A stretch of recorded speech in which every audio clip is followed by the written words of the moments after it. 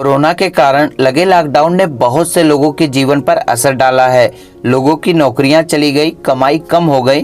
Technology के क्षेत्र से जुड़े बहुत से लोग भी बेरोजगार हो गए।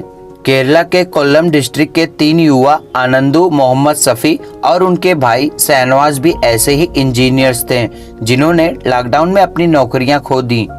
आनंदू और सफ़ी बीटेक इलेक्ट्रिक इंजीनियर के दिनों में क्लासमेट थे।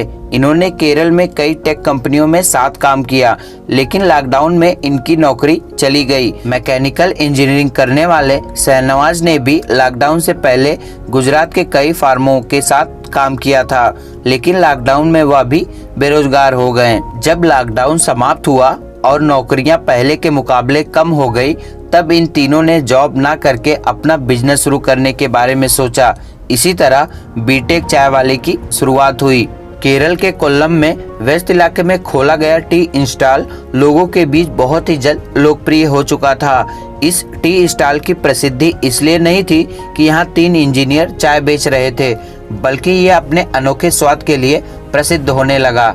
आनंदू के अनुसार बीटेक चाय के मेनू में पहले से ही चाय के 50 फ्लेवर हैं। यह सभी उनके द्वारा विकसित किए गए हैं। आने वाले दिनों में इन फ्लेवर्स में और भी वृद्धि होगी। और आनंदू कहते हैं कि हमारे मेनू में सबसे अनोखी और लोकप्रिय चाय है गिंजा। यह एक विशेष भारतीय मसाले वाली चाय है। इसमें कई आयुर्वेदिक जड़ी बूटियों का मिश्रण मिला होता है। फिलहाल हमारे पास चाय के 50 अलग अलग फ्लेवर भी हैं। स्वाद के साथ साथ बीटेक चाय वाला टी स्टॉल पर चाय का सस्ता दाम भी चाय के दीवानों को अपनी तरफ आकर्षित करता है। एक तरफ जहां महंगे रेस्टोरेंट में महंगी चाय बिकती है, वही यहां पर 9 रुपए से चाय शुरू होती है। यहां सबसे महंगी चाय का दाम 45 रुपए है। इन तीनों इंजीनियर्स का यहां तक पहुंचना आसान नहीं था। इन्होंने सब कुछ अपने दम पर किया। ठेला को डिजाइन करने से लेकर चाय के मसाले बनाने तक का काम इन्होंने खुद किया। इन सब के बीच इन्हें परिवार का विरोध भी झेलना पड़ा। आनंदू बताते हैं कि मैं और सफ़ी दोनों मध्यवर्गीय परिवार से आते हैं। मेरे परिवार के लिए यह किसी सदमे से कम नहीं था कि एक इंजीनियर ग्रेजुएट की नौकरी छोड़कर जीवन भर के लिए चाय बेचने जा रहा है। वे चाहते थे कि मैं नौकरी के लिए आवेदन करूं। आनंदू के फैसले से उनके पिता अब भी नाराज हैं और इन दिनों में अक्सर बात नहीं होती।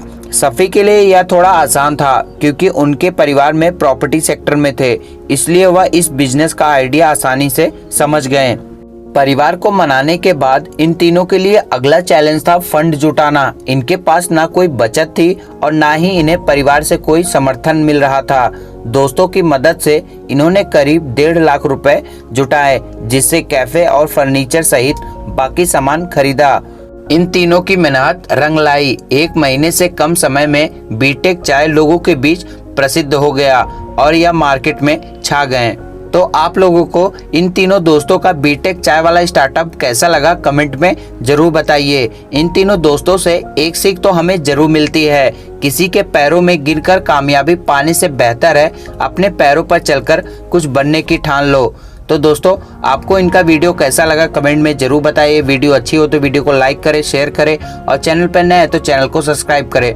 हम ऐसे नॉलेजेबल और सक्सेसफुल स्टोरी लाते रहते हैं। तो मिलते हैं नेक्स्ट वीडियो में नई जानकारी के साथ। तब तक के लिए